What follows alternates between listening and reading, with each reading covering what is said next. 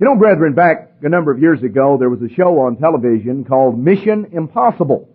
Now, perhaps a number of you watched that show at one time or another, and you remember this team or this squad was given these various missions, seemingly an impossible mission, and yet they always managed to pull it off. Well, the likelihood of them being able to accomplish what they set out to do was frankly very great compared to the likelihood of the impossible mission that God committed to Moses and, of course, to the children of Israel, where He said, look, I want you to come out of Egypt. Now here they were, slaves in the land that was the greatest empire, the greatest military nation of the ancient world. And this group of slaves who were in bondage, who were in servitude, were told, look, we want you to come out of Egypt and to go to the land that I will show you.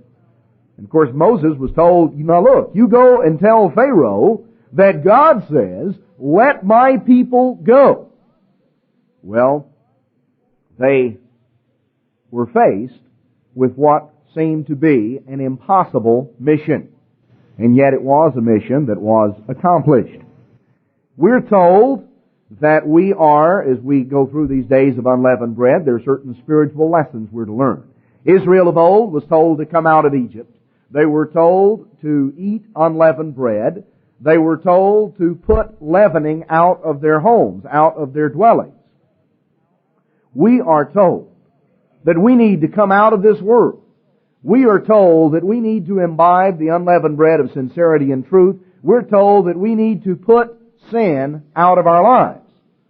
In fact, Jesus Christ put it in Matthew chapter 5 and verse 48, be ye or become ye therefore perfect, even as your Father which is in heaven is perfect. Now you talk about mission impossible. Become perfect? Become perfect like God is perfect? That is mission impossible. Seemingly so-called.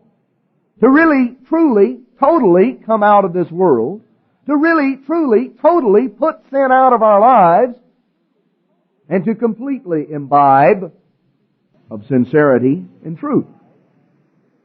Well, brethren, we're here on the last holy day of the days of unleavened bread. There's 7 days of unleavened bread. 7 is God's number that pictures completion, that pictures perfection.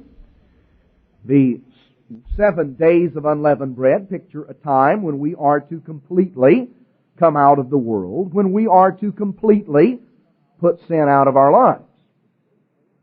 Now, there is a holy day at the beginning of the days of unleavened bread. The first day is a holy day. The last day, the day that we're here on right now, is a holy day. Have you ever considered why God placed 2 holy days in the days of unleavened bread?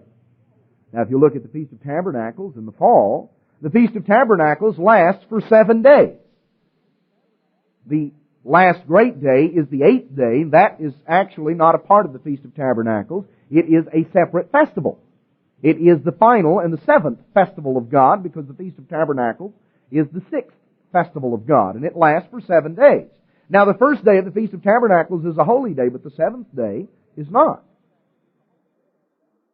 Yet in the spring, we have 7 days of unleavened bread, and there is a holy day at the beginning, and there is a holy day at the conclusion. Why, brethren, is there a final holy day of the days of unleavened bread? Why, in effect, are we here today? What are we picturing on this final holy day? The 7th day of the days of unleavened bread. Well, brethren, I want to focus in on one aspect of that, and I want us to more deeply understand this morning the real impact of the final holy day of the days of unleavened bread. Now, if we go back to the book of Exodus, let's pick up the story. I'm not going to go through most of it in detail, because I'm sure you've already been through that at an earlier time period of the days of unleavened bread. We find, noticing in Exodus chapter 12, you have the account of the Exodus, of how, of course, on the Passover, the death angel passed through the land. Those who came under the blood of the Lamb were exempted from death. They were passed over. Then, that morning after the Passover evening, the Israelites went out to spoil the Egyptians, to gather together. And then, Exodus chapter 12 and verse 37, the children of Israel journeyed from Ramses to Succoth. About 600,000 on foot that were men besides the children. So Ramses was the area that they gathered in, and this, of course, if you tie it in with Deuteronomy and with Numbers 33, it's very obvious that they departed on the evening. That's why it is called the night, to be much observed down here in Exodus 12:42. They departed out in the evening, which was the beginning of the first holy day. They began a journey. They gathered there at Ramses, and they began a journey to Succoth. And it was a festive time. It was an occasion where they came out with a high hand. They were excited. They were enthused. Here they were, having been slaves, having been in abject bondage and poverty, and just in a very downtrodden state. And now they were coming out on a journey to freedom. And of course they were excited. And it says that Israel came out of Egypt with a high hand. So here they were on the first holy day of the days of unleavened bread, and they made this journey, leaving Ramses just as the evening began, and traveling to Succoth. Now, if we notice, toward the end of chapter 13, we find in verse 20, they took their journey from Succoth and encamped in Etham, in the edge of the wilderness. Now, if you'll trace it through, and if you go back and you check it out, the days of unleavened bread fell in the year of the Exodus exactly the same way in which they fell in the year that Christ was crucified. Which means, of course, that the Passover day was a Wednesday, that Wednesday evening began the first holy day, that from sunset on Wednesday to sunset on Thursday was the first holy day. Now, it was on that Wednesday evening that they began their journey from Ramses to Succoth. They arrived in Succoth on Thursday, and then, leaving on Friday, they made a short journey on up to Etham, which is on the edge of the wilderness. And the Eternal went before them as a pillar of a cloud by day and as a pillar of fire by night to lead the way. Now they traveled on the journey from Ramses to Etham, which was the edge of the wilderness. They were traveling a well-traveled road. They were certainly in what was the midst of civilization of that day. They were traveling along one of the main highways, one of the main thoroughfares of ancient Egypt, one of the ways in which many people went. And there were various little towns and villages. They were in the civilization of Egypt. They had not gotten out of Egypt when they arrived there on Friday afternoon at Etham. They encamped there over the Sabbath. We read in Exodus chapter 14 that God spoke to Moses and told him to speak unto the children of Israel. And of course this would have been then on that weekly Sabbath day as they were there. And God gave Moses some instructions, and He told the Israelites who had been going along the main thoroughfare that they were to turn. That they were to turn aside from the way that was commonly traveled, and they were to strike out on an untraveled path. They were to strike out through the wilderness. They were to go and head to an area before Piahiroth, which is between Migdol and the sea, down near Baal-Zephon, and they were to encamp by the sea. Well, evidently it was on a Sunday then after that Sabbath when they began that journey, traveling on Sunday and Monday, and then arriving sometime probably the early part of Tuesday that they encamped. We find as we go on through chapter 14 that in verse 5 it was told the king of Egypt that the people fled This would have probably been sometime in the latter part of Sunday, because prior to this time, they were still in the civilization of Egypt. They were traveling along the main thoroughfare. Then all of a sudden word came back to Pharaoh that the people had turned aside. Now they had left the civilization of Egypt and they were going down through the wilderness.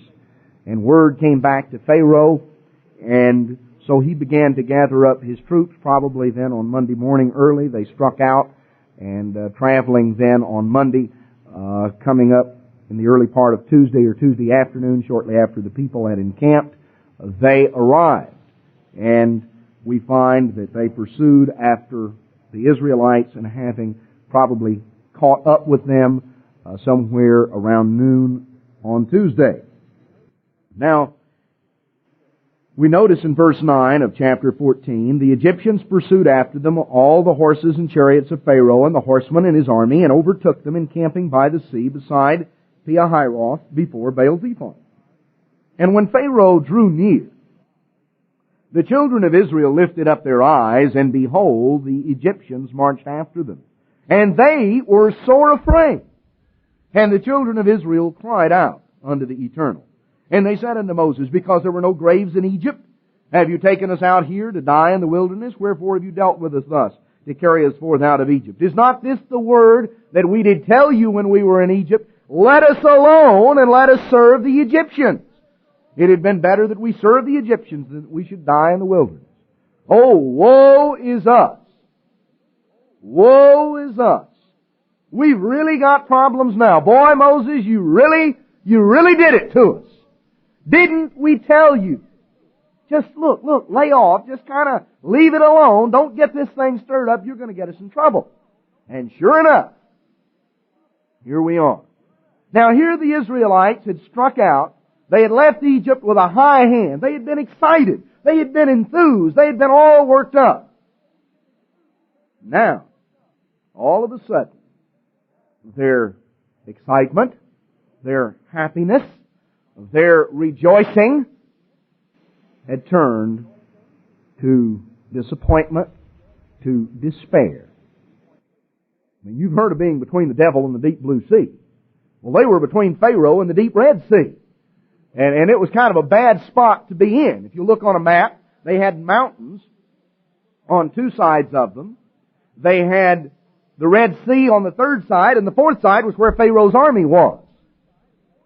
Now, immediately they became scared. They became upset. They became disillusioned. They became frightened. Now, brethren, as we began our journey out of this spiritual Egypt, as we began coming out of this world, as we began to obey God, you know, it's an exciting time when you're baptized. And when you first began to learn the truth, and you're excited, and you're stirred up, and you're enthused, and boy, I'm on my way. And you get a little ways down the road, and you look around. And guess what? You know, there's Pharaoh and the chariots right behind. You know, Satan does not say, when you began to obey God and you began to come out of this world, Satan doesn't say, well, boy, you know, if you're going to obey God, if you're going to just leave the world behind, I guess I'll just have to leave you alone. I won't bother you anymore. It doesn't work that way, does it? You know, some of you have been in God's church for a while. You realize you've been pursued all along the way. And sometimes, brethren, we get to the point where we feel like we're entrapped. I mean, you got the mountains on one side and the sea on the other, and, you know, here comes Pharaoh, headed straight towards you, and what are you going to do? Now, Israel began their journey out of Egypt as a group. And notice, you know, what Moses told them. In verse 13, Moses said unto the people, fear not, stand still, and see the salvation of the Eternal. And that's all they had to do. Number one, don't get scared, don't get frightened. Just stand still and see the salvation of the Eternal. Now, a lot of times we come up to where we think, boy, you know, there's no way out. And what we need to do is to fear not, stand still, and see the salvation of the Eternal. The people weren't told, you go try to just do it your own way. You know, and one guy tried to build a pontoon bridge, and the other one tried to build a boat, and somebody else tried to swim. And somebody else said, well, you know, I think maybe we ought to kind of try to climb the mountains and crawl up that way and go way up around. And everybody tried to go his own way. No, that's not the way God did it.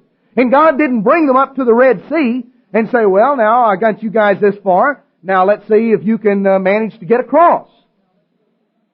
You know, here you are, and you know, you got several alternatives, and you just try whatever seems right. Whether it's building a bridge or building a boat, or trying to climb the mountain, or surrendering and going back into Egypt, or any number of things, and various alternatives that people can come up with. They were told, stand still and see the salvation of the eternal. Let God do it God's way. Moses told them in verse 14, the eternal shall fight for you, and you shall hold your peace. Sometimes, brethren, we complicate our problems by trying to solve them our own way. We have our way that seems like the solution to us, and we think we're boxed in. And we think, well, there's no way out.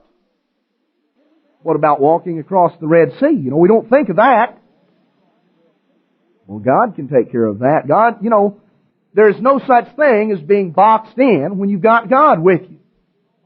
Now, if you left God behind and you went your own way, you know, if some of the Israelites had said, look, I don't think this is the way we ought to go. I think we ought to go up by the way of the Philistines and go in that way. You know, just kind of go straight across the land of Goshen and go into the Sinai Peninsula that way. I don't think we ought to go down by way of the Red Sea. You know, I don't recall any bridges down there, and I don't see how we're going to get across. If somebody had had that approach, they'd have probably gotten killed on the way. That's one of the reasons God didn't take them up by the way of the Philistines, because there would be warfare along that way. You know, Pharaoh's army would have probably gotten them first. And the reason they would have been in trouble would have been because they would have been where God was not. You see, God was in the pillar of the cloud and the pillar of fire, and He led them the way He wanted them to go. And those who were willing to follow where God led can never be boxed in. As long as you follow where God leads you. Not where your own carnal human nature leads you. Not where the way that seems right unto you. But as long as you follow where God leads you. You can never be boxed in. Because God can open up the Red Sea. God can take care of whatever it is you think has you boxed in. But the only way that you can be assured of that is if you are where God is. If you've struck out on your own and you've arrived at some point that you got there by some way of your own devising, then you might be in a mess, because you might be faced with a situation, you know, you've got yourself into it, now let's get out of it. All right. So we go through the story. God told Moses to lift up his rod, that the Red Sea would part, and that Israel was to go across dry shod. And this was on the last holy day of the days of unleavened bread. This was during the evening portion. As we find down in verse 21, that He sent a strong east wind all night, made the sea dry land, the waters were divided. This was the evening. This was on Tuesday evening that began the last holy day of the days of unleavened bread. The children of Israel went across. We read in verse 22, they went across the Red Sea dry shod. In the early morning light, the Egyptians realized what had happened. The pillar of fire that had separated the Egyptians from the Israelites was removed, and the Egyptians struck off through the middle of the Red Sea, chasing after the Israelites. And of course they got into the middle, and God quit holding the water back. And you know what happened. You know, the Egyptians were swallowed up in the sea. God took care of the enemy. Now this was a miracle, an absolute miracle of God to get Israel out of Egypt. Israel could not start coming out of Egypt by themselves on their own strength, and they could not get out of Egypt on their own strength. It took God at the beginning, and it took God at the end. It took Jesus Christ, who was, of course, and is the captain of our salvation. Let's go on over to the book of Joshua. I want to spend a little time in the book of Joshua this morning. Because the book of Joshua in many ways really ties in with the days of unleavened bread. And in fact, the entire theme of the book of Joshua just very directly ties in with the days of unleavened bread. Because what we have the story of in the book of Joshua is God's people entering in, to the promised land. God's people making their entrance into the land that God is promising them, overcoming the problems and inheriting the land. You have the story of what is truly the irresistible power of God's people in overcoming the world, provided that they maintain complete trust in God's strength and power, and that no sin of disobedience break their covenant relationship. So we have in Joshua the story of the irresistible power of the people of God. There was no one able to stand before them. It was a power that was irresistible as long as they trusted in God and they obeyed God. Now let's notice here in Joshua, let's begin in chapter 1, verse 1. After the death of Moses, the servant of the Eternal, it came to pass that the Eternal spoke unto Joshua, the son of Nun, Moses' minister, saying, Moses, my servant, is dead. Now therefore arise, go over the Jordan, you and all this people, unto the land which I do give to them, even to the children of Israel. Every place that the sole of your foot shall tread upon, that have I given unto you, as I said unto Moses. From the wilderness and this Lebanon, even unto the great river, the river Euphrates, all the land of the Hittites, and unto the great sea, that is the Mediterranean, toward the going down of the sun, shall be your coast. There shall not any man be able to stand before you all the days of your life. As I was with Moses, so will I be with you. I will not leave you, nor forsake you. God did not say, I'm going to get you in there, and I'm going to let you get in the middle of a mess, and then, you won't see me anymore. I'll be long gone, and I'll just leave you to get out of it the best way you can. That is not what God told Joshua. He said, look, there is no one that will be able to resist you. I will never leave you, nor forsake you. Be strong, and of a good courage. For unto this people shall you divide for an inheritance the land which I swore unto their fathers to give them. Only be you strong and very courageous, that you may observe to do according to all the law which Moses my servant commanded you. Turn not from it to the right hand nor to the left, that you may prosper whithersoever you go. Brethren, you'll never get ahead by putting God last. It doesn't work that way. You'll never solve your problems by turning aside to the right hand or to the left from obeying God. You'll never turn aside. You'll never improve your situation or solve things. So he goes on, this book of the law shall not depart out of your mouth, but you shall meditate therein day and night, that you may observe to do according to all that is written therein.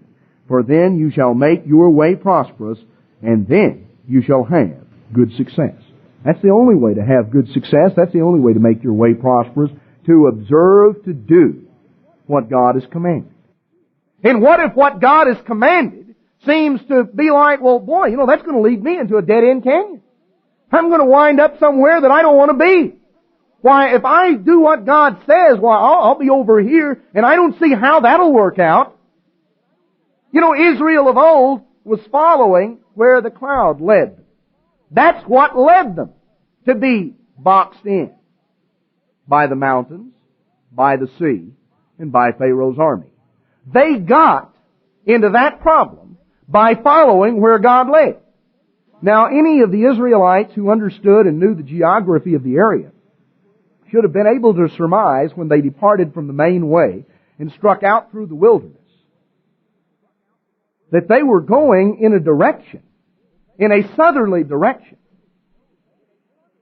that there was no way out.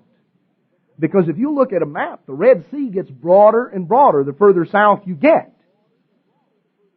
How are you going to get across into Sinai? Where are you going to get out of Egypt?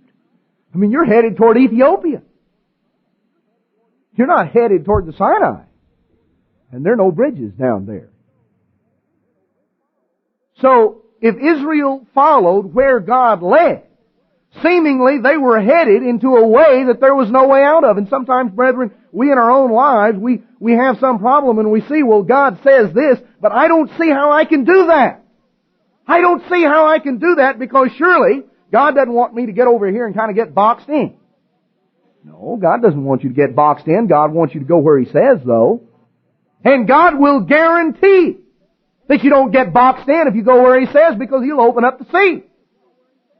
That's no problem for God. But there's no way to get ahead by departing from the law of God, by departing to the right hand or to the left, by turning aside, by doing your own thing or going your own way. Those Israelites, if there were any that tried to go their own way, never got to the promised land. The only way to get to the promised land was to go where God said go, when God said go there. And anything else resulted in disaster. So God made a promise to Joshua. He said, look, you go on in. Now here they were, entering into the promised land, and the promised land was filled with various hostile Canaanite tribes. And right there, guarding the entrance into the promised land, was the great fortress city of the Canaanites, the city of Jericho. Now Israel had to cross the Jordan River, and then they had to pass the great fortress city of the Canaanites, the city of Jericho. Then as they came on into the promised land, there were various other hostile tribes and cities there. It was a monumental task that lay before them. The land was filled with hostility. Now you remember, if you go back to the book of Numbers, that 40 years previous, Israel had had an opportunity to enter the promised land. Spies had gone in and spied out the land, and they did not go in. And the reason they did not go in was because the spies came back and they said, yes, it's a great land.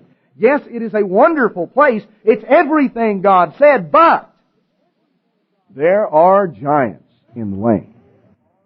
And they are big. I mean, we're like grasshoppers compared to them.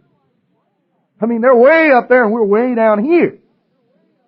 And if you saw those giants, you'd realize there's no way. I mean, those guys will look at us and stomp on us. They won't even need their swords. And of course Israel, wept and lamented and mourned and carried on and went through all of their rigmarole. And they did not enter into the promised land. They died in the wilderness instead. It was always what they were afraid of doing, and that which they feared came upon them. And there were only two that entered into the promised land. That was Joshua and Caleb. Of all of the adults of that 600,000 men that came out of Egypt, only two entered into the promised land. That was Joshua and Caleb. And the reason those two entered is a very, very simple reason. They simply believed God. They were just simple-minded enough to believe that God meant what He said. And it didn't matter if there's a 10-foot giant standing in front of you. Big deal. If God says go through him, go through it. If God says cross the sea dry shod, then strike out and just walk ahead. And figure it's God's problem to see that you get across. Well, that's what they did, and they were, of course, there to enter in. So, Joshua was told, look, you strike out and you go forward. I will see you through to the end. Well, as you come on through the rest of Joshua, you notice in chapter 2 that they sent, again, spies on into the land. They began to make preparations in chapters 3 and 4 to cross the Jordan River. In chapter 5, they did cross the Jordan River. We find in chapter 5 and verse 10, the children of Israel encamped in Gilgal and kept the Passover on the 14th day of the month at evening in the plains of Jericho. They crossed the Jordan prior to Passover, and now they were going to keep the Passover here in the plains of Jericho, because they were, had crossed over and were now ready to go on forward to enter into the promised land. And they did eat the produce of the land on the morrow after the Passover, unleavened cakes and parched corn in the selfsame day. And the manna ceased on the morrow after they had eaten of the produce of the land, neither had the children of Israel manna any more, but they did eat of the fruit of the land of Canaan that year. Now the morrow after the Passover is described here as being identical with the morrow after the Sabbath, or in other words, the day of the wave sheaf. This is brought out in the Jewish commentary, that they were now ready. This was here at the time of the days of unleavened bread. Now, let's notice in verse 13. It came to pass when Joshua was by Jericho that he lifted up his eyes and looked, and behold, there stood a man over against him with his sword drawn in his hand. And Joshua went unto him and said, Are you for us or for our adversaries? And he said, No, but as the captain of the host of the eternal am I now come. And Joshua fell on his face to the earth and did worship, and said unto him, What says my Lord unto his servant? And the captain of the eternal's host said unto Joshua, Loose your shoe from off your foot, for the place whereon you stand is holy. And Joshua did so. Now this was the one, of course, that became Jesus Christ. That's very easily proven. You can find an example back in the book of Daniel when an angel appeared to Daniel, and Daniel fell down on his face before the angel. The angel said, Look, you stand up. I'm just a servant of God like you are. Don't fall down and worship me. Now this particular being said, Look, he didn't tell him, when Joshua fell down to worship, he didn't say, Get up. He said, You better take your shoes off, because you're on holy ground. Now the other account you read of that is where God appeared to Moses in the burning bush and told him to take his shoes off. The ground he was on was holy ground. Here is the one that became Jesus Christ. And he appeared here he appeared unto Joshua, and he told him, I am the captain of the eternal's host. I'm the one that is here to give you the victory. And Joshua worshipped him. Immediately thereafter, Jericho was shut up, because, of course, when Israel came and encamped on the plains of Jericho, Jericho shut itself up, preparing for a siege. Instructions had been given by Christ to Joshua as to what they were to do. They were to walk around the city of Jericho, and they were to go around once each day. And on the seventh day, they were to go around 7 times, and they were to blow the trumpets, and the people were to shout. Now, they were to go around once each of these 7 days, and the priest blew on the trumpet once. Now, these, of course, were the 7 days of unleavened bread, and that's made plain from the context here in Joshua 5 and 6. Josephus, the Jewish historian, brings it out very clearly. The Jews have always recognized that these were, of course, the days of unleavened bread, the time when Jericho fell. And these were the 7 days that they encompassed Jericho. Jericho symbolized the world. That was the capital city of the Canaanites, their great city. And that symbolized the world. This is God's people overcoming the world. Just as God's people came out of Egypt, Egypt typified sin, Egypt typified this world, God's people have to come out of this world. And we come out collectively, we come out as a group. God's church has certain standards that set it apart from this world. So we do certain things as a group, other things we do as individuals. Individually, we put the leaven out of our homes. We put the sin out of our lives as individuals. We individually imbibe or partake of unleavened bread. We individually partake of sincerity and truth. We individually grow and overcome.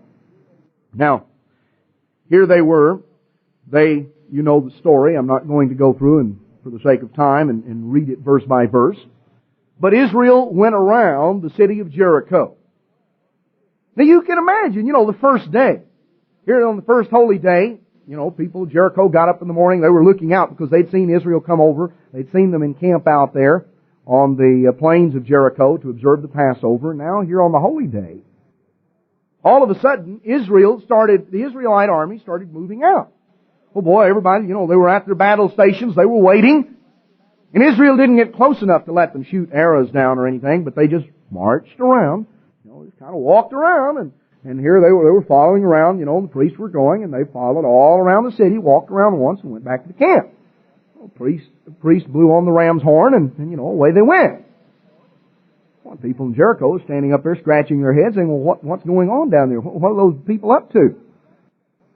And now, about the second day, they came out, walked around. The priest blew the trumpet, and they went on back. The third day, they came out, walked around once, looking around. Fourth day, the fifth day, and the sixth day, here they were. Well, those people in Jericho, they probably figured, we got candidates for the loony farm down here. What do those guys think they're doing?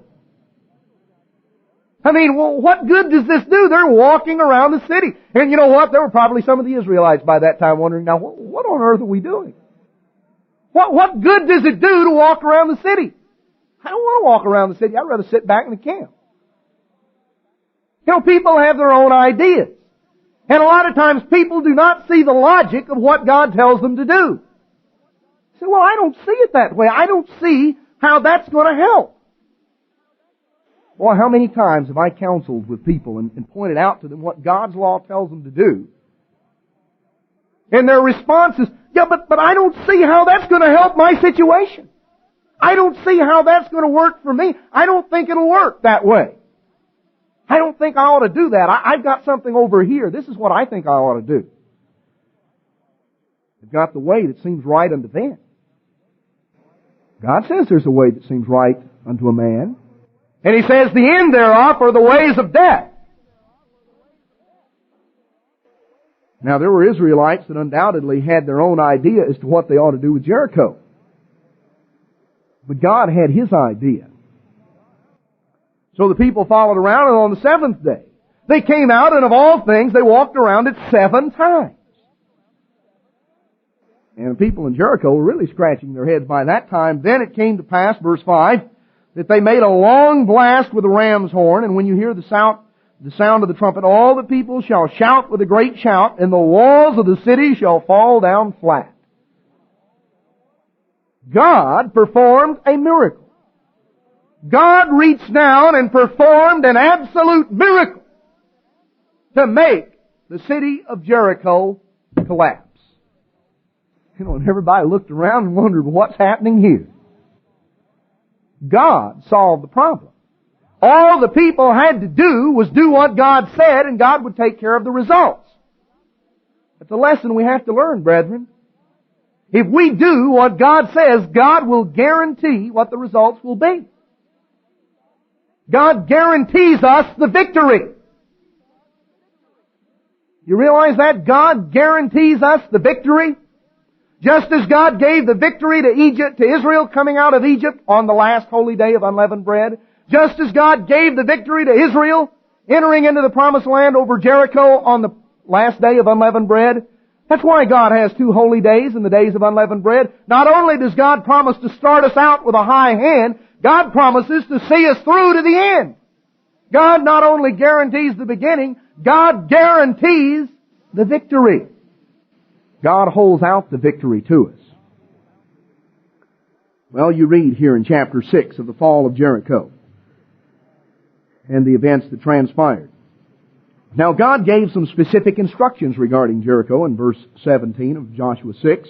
The city shall be accursed, even it and all that are therein, to the eternal.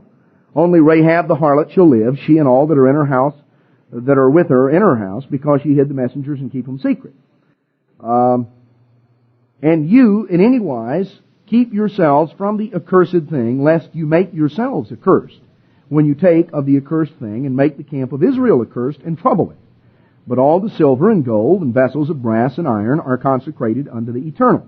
They shall come into the treasury of the Lord. So they were told what they were to do, that they were not to take spoil, they were not to take any of the things for personal possessions that came from Jericho, that these implements of gold and silver and brass and iron were to go into the temple treasury, and everything else was to be destroyed. It was to be burned with fire. Well, of course, this is what happened. Now, in chapter 7, we find that After the conquest of Jericho, there was a little city, a little village, by the name of Ai. Now, Ai was to Jericho about like Humble is to Houston. I mean, it was like, that here God had sent His people in, and you had the great city, the great metropolis, the great capital of the Canaanites, a mammoth city by comparison, by the standards of that day. And that city had fallen. It had collapsed. The walls had come down. God had given them the victory. An impossible victory, seemingly. Now all they had a little village. Kind of a mop-up operation. Just a little village the other side. Very, very small by comparison. And they returned to Joshua, verse 3, and they said, look, there's no sense in all of us going up there to Ai. Why don't we just have maybe 2,000 or 3,000 men go up and smite Ai? And that will be more than enough to take care of Ai. It's just a little tiny place. And, there's no sense in making all the people go to all that trouble to go up there because there's just a handful of those people. We'll send up a couple of thousand and that'll take care of it. Well, they went up there to Ai. In verse 5, the men of Ai smote them. They were defeated. They were wiped out. And they really, came back with their tail tucked between their legs. And they were, verse 5, the latter part of the verse. Wherefore, the hearts of the people melted and became as water. Oh boy, the starch went out of them. They really got scared then. Oh, woe is us. What in the world has happened? Here we were, they were all cocky and they really felt great after Jericho. Because you see, probably, knowing human nature, they had kind of convinced themselves that really, they had had a lot to do with that victory. They'd really done all these things and they were really pretty great and nothing could stand before them. So they went charging out cocksure to take care of Ai and came back kind of like a whipped dog, and they were really feeling low and their hearts just melted and became water. And they were scared to death and they said, oh, woe is us. What's happened?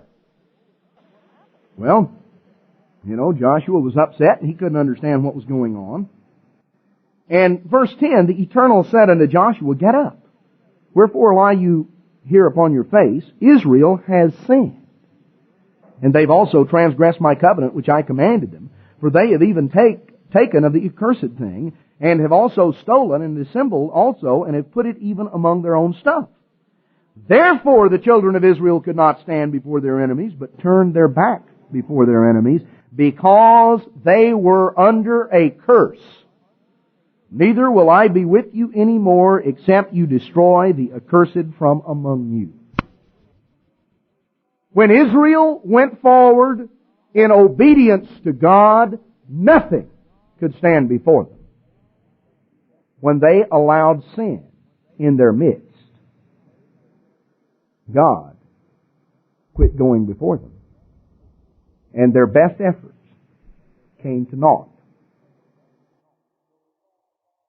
So He told them, sanctify the people and gather everyone together and find the one that has brought the curse on Israel and purge him out. He's to be stoned and burned with fire. And of course, as you go through the story, Achan, they cast lots. Achan was found to have been the one that had stolen the things. He and his family had collaborated together and had hid these things under his tent. A Babylonish garment, 200 shekels of silver, a wedge of gold of 50 shekels weight. And he says in verse 21, I coveted them and took them. And so they were there, and Achan and his family and everything that pertained to him that had collaborated together in this grievous sin were taken, and they were stoned to death. Their bodies were burned with fire, and a heap of stones was piled up there in the valley of Achor, which means literally the valley of trouble. Now, brethren, there's an important lesson there, and I don't think that it's lost on us. I don't think it's lost on God's church today. I think that that's why we look back over much of the decade of the 70s and see a time when we were spinning our wheels and when much of our best efforts came to naught. Because God is not going to grant His blessing when there are many things that are displeasing to Him that are in our midst. That's why, as you read in the account of the Apostle Paul in 1 Corinthians chapter 5, where Paul had the fornicator purged out of the church. He said, a little leaven leavens the whole lump. Brethren, they're frankly things we're not going to put up with anymore in God's church. A little leaven leavens the whole lump. That's part of the lesson of the days of unleavened bread. We either go forward as a group together, or you stay behind and take your chances with Pharaoh and his army. Well, the interesting thing is, as they went through, as the problem was solved here with the sin of Achan, then in chapter 8 they went in and they took Ai without any problem. And in chapter 9 we have kind of an inset, an account of the Gibeonites who kind of worked a deception on Israel so that they would get protection. Now in chapter 10, the next battle, once they purged out sin from their midst, once they purged it out, there with the account of Achan, they were able to take Ai, and now in chapter 10 they stand ready to go into the rest of the land. In chapter 10, verse 1, it came to pass that Adonizedek, the king of Jerusalem, had heard how Joshua had taken Ai and had utterly destroyed it. As he had done to Jericho and her king, so he had done to Ai and their king. And now the inhabitants of Gibeon had made peace with Israel and were among them. That they greatly feared, because Gibeon was a great city. It was one of the royal cities, and because it was greater than Ai, and all the men thereof were mighty. So Gibeon had sued for peace. Jericho had been destroyed, Ai had been destroyed, Gibeon had sued for peace. Now an alliance of the 5 kings of the Canaanites was gotten together to be able to stand before Joshua. We find in verse 5, the 5 kings of the Amorites, the king of Jerusalem, the king of Hebron, the king of Jarmuth, the king of Lachish, and the king of Eglon, gathered themselves together and went up, they and all their host, and encamped before Gibeon and made war against it. Now, Joshua came down there, and verse 10, the Eternal discomfited them the Eternal discomfited them before Israel, and slew them a great slaughter at Gibeon, and chased them along the way that goes from Beth Horon, and smote them to Azekah and unto Makkedah.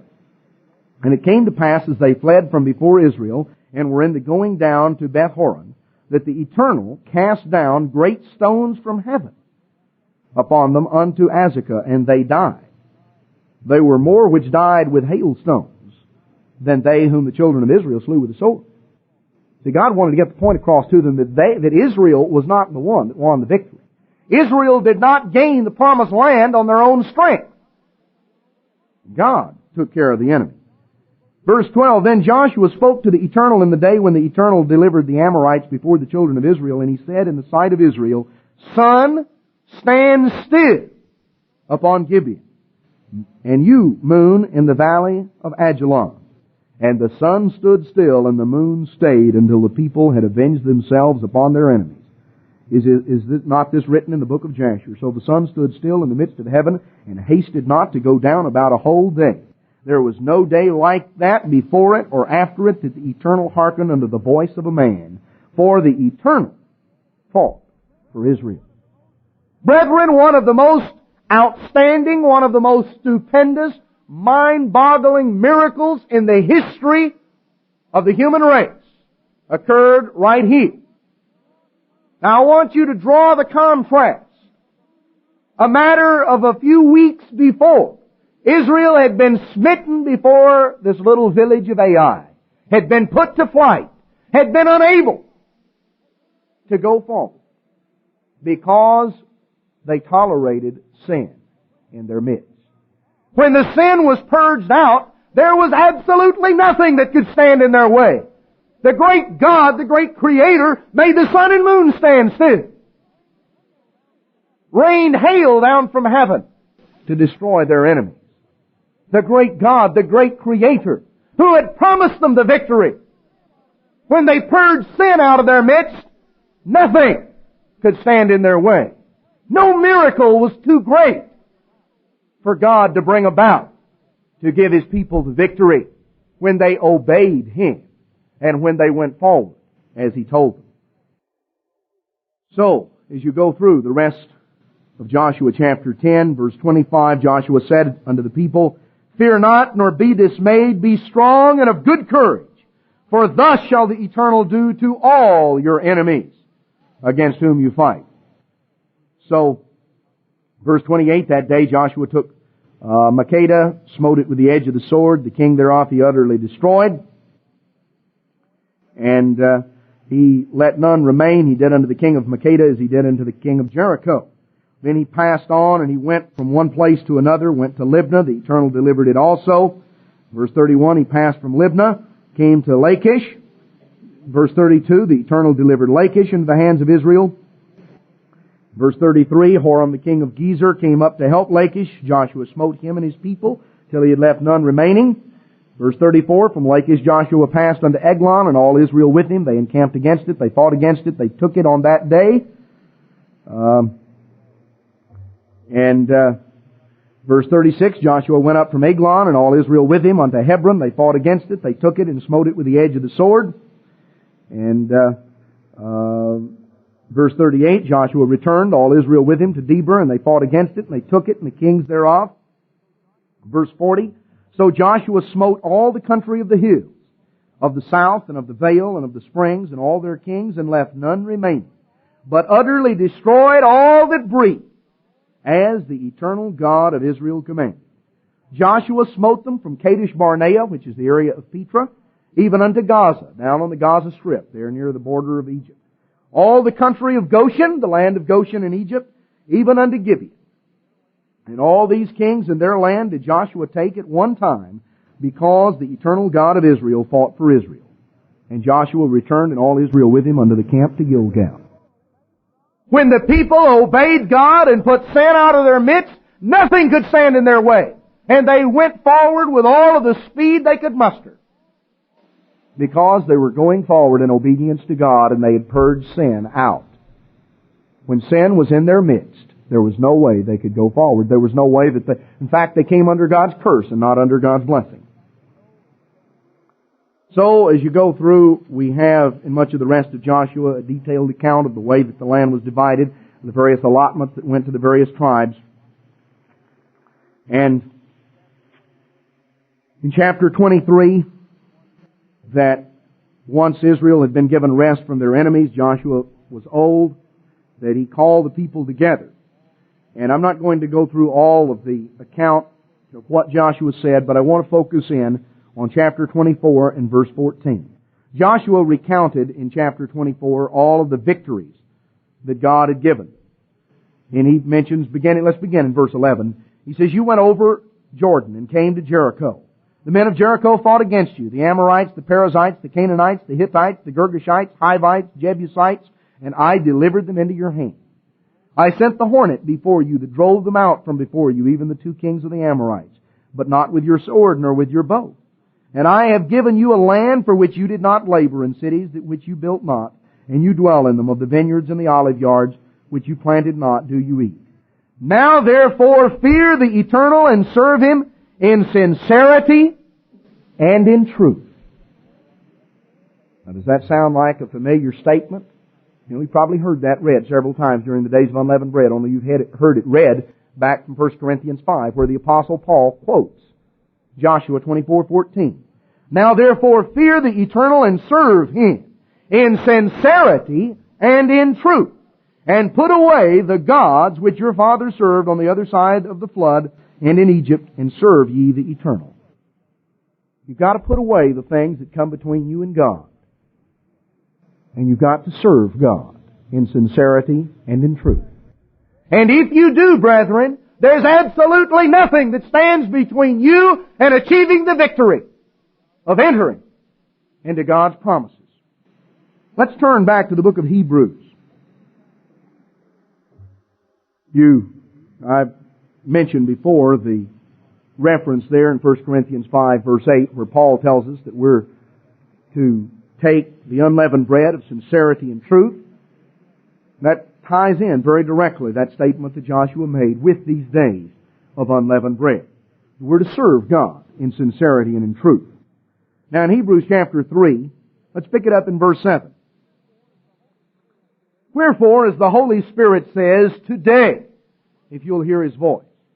Harden not your hearts as in the provocation in the day of temptation in the wilderness. Now Paul is going through and he's expounding the example of Israel coming out of Egypt. The example of our forefathers who began their exodus on that first holy day of the days of unleavened bread and struck out for the promised land. Now we're admonished here, listen, today. Don't harden your hearts as Israel did when they provoked God. Verse 9, when your fathers tempted me, proved me, and saw my works 40 years. Wherefore I was grieved with that generation, and said, they do always err in their hearts, and they have not known my ways. So I swore in my wrath that they shall not enter into my rest. Now, let's understand a little bit of what that rest was. Back in Deuteronomy chapter 12, verse 9, Israel, of course, had come out of Egypt. They had been wandering through the wilderness for 40 years. It had been a long journey. It was a long journey from Egypt to the Promised Land. And brethren, they had to take it a step at a time. And that's the way we are. Now, Moses told them, a matter of a short time, a matter of weeks before they entered into the Promised Land, Deuteronomy 12:9, for you are not as yet come to the rest and to the inheritance which the eternal your God gives you. But when you go over Jordan and dwell in the land which the eternal your God gives you to inherit, and when He gives you rest from all your enemies round about, so that you dwell in safety. And it goes on. So the promised land was called the rest that God was going to give them, the rest from their journey, that they were going to enter into the promised land, and they would enter into God's rest. Joshua refers to that in Joshua 1 verse 13. He says, remember the word which Moses, the servant of the Eternal, commanded you, saying, the Eternal your God has given you rest, and has given you this land. Now that's spoken to the people of Gad, Reuben, and the half-tribe of Manasseh, who were going to have an inheritance on the east side of the Jordan, and they were to come over to the west side and help the people there gain the land. And they were to come over there in verse 15, until the Lord has given your brethren rest, as He has given you, and they also have possessed the land which the Eternal your God has given them. Now, Joshua refers to it on back in Joshua 21. Joshua 21:44. And the Eternal gave them rest round about according to all that He swore unto their fathers. And He refers to it on down in chapter 23:1, when He called them all together. It came to pass a long time after that the Eternal had given rest unto Israel from all their enemies round about, that Joshua waxed old and stricken in age. So Israel came into the promised land, which was a rest that God had promised them. Yet we're told here, back in Hebrews 3, that God swore in His wrath to the generation that came out of Egypt, they shall not enter into my rest. And there were only two of the men who crossed the Red Sea that also crossed the Jordan River. That was Joshua and Caleb. There were only two that entered into God's rest. The rest of them did not. Now, verse 12. Take heed, brethren, lest there be in any of you an evil heart of unbelief in departing from the living God. But exhort one another daily, while it is called today, lest any of you be hardened through the deceitfulness of sin. Sin is deceitful. Satan the devil doesn't come with a red suit and a pitchfork and horns on his head and a little sign hanging around his neck saying, here, I'm the devil. I've come to deceive you. Now listen closely, because I'm going to tell you a lie and I expect you to believe it. Satan comes as an angel of light. And he holds out his way and makes it look good. It looks enticing. It looks logical. In fact, it's presented as the way that God would want you to go. You know, we read back in Corinthians, Paul says he comes as an angel of light. He appears to be a truth bringer. Don't be hardened through the deceitfulness of sin. Don't allow yourself to gradually begin to tune out what God says and become hardened. For we are made partakers of Christ if we hold the beginning of our confidence steadfast unto the end. Now when Israel came out of Egypt, they had a great confidence. They came out with a high hand. If they had held that confidence steadfast unto the end, they would have crossed the Jordan River when the spies came back the first time and saved themselves 39 years of wandering in the wilderness. But they didn't hold that confidence steadfast, and so they died. They perished. And there are those, unfortunately, that are not with us now because they did not hold the beginning of their confidence steadfast unto the end. There was a time when they had great confidence. There was a time when they knew and they knew that they knew that God would go before them and God would give them the victory. And somewhere along the line they started focusing on how big the giants were and they forgot about how big God was. And they got scared. While it is said today, if you'll hear His voice, harden not your hearts as in the provocation. For some, when they had heard, did provoke, howbeit not all that came out of Egypt by Moses. But with whom was He grieved 40 years? Was it not with them that had sinned, whose carcasses fell in the wilderness? To whom swore He that they should not enter into His rest? But to those that believed not. So we see that they could not enter in because of unbelief.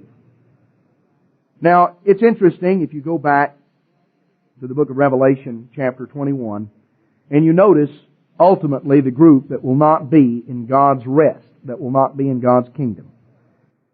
Revelation 21:7, it says, He that overcomes shall inherit all things, and I will be his God, and he shall be my sons.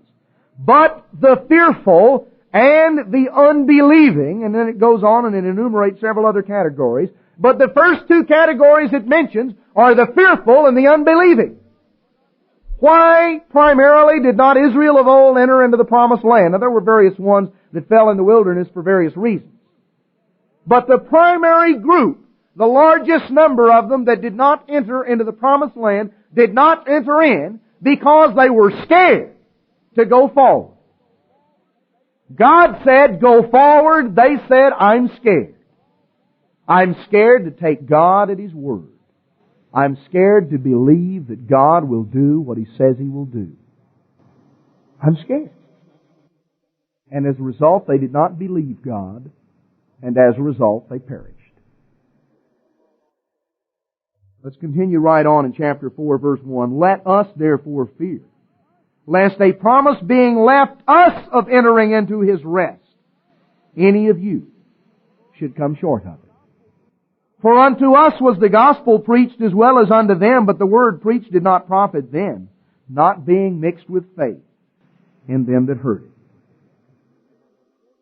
Continuing on down in verse 8.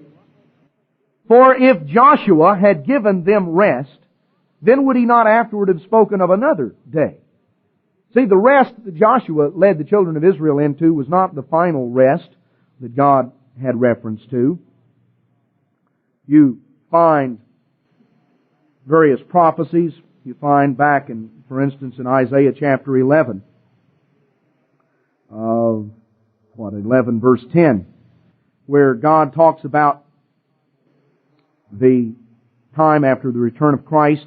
He says in verse 9, They shall not hurt nor destroy in all my holy mountain, for the earth shall be full of the knowledge of the eternal, as the waters cover the sea. And in that day there shall be a root of Jesse, which shall stand for an ensign of the peoples.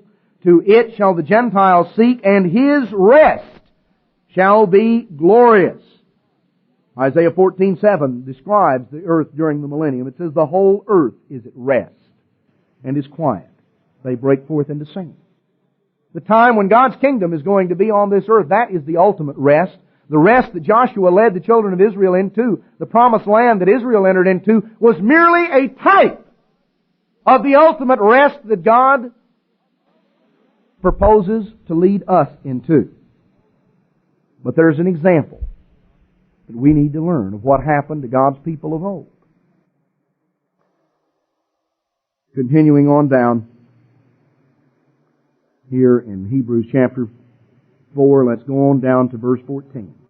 Seeing then that we have a great high priest that is passed into the heavens, Jesus the Son of God, let us hold fast our profession. For we have not a high priest which cannot be touched with the feelings of our infirmities, but was in all points tempted like as we are, yet without sin.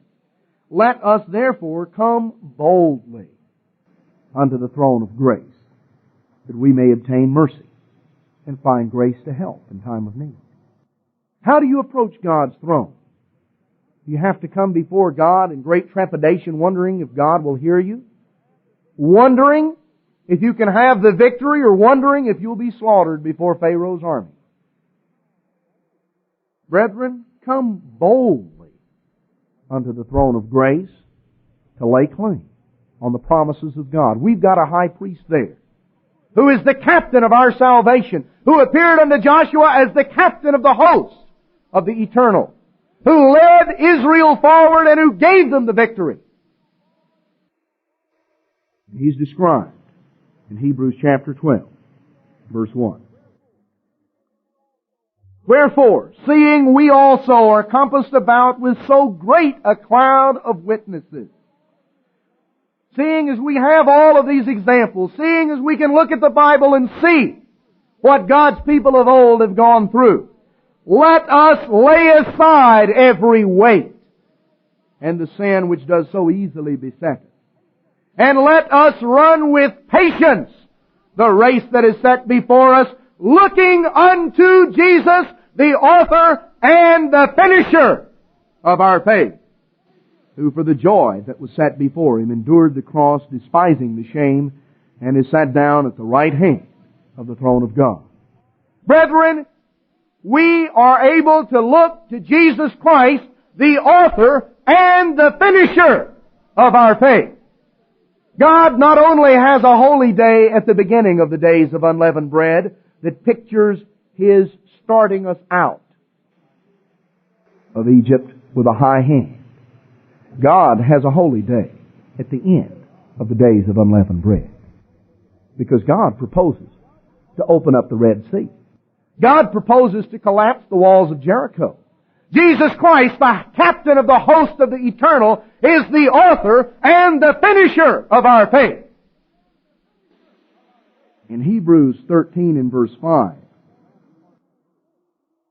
the latter part of the verse, for He has said, I will never leave you nor forsake you.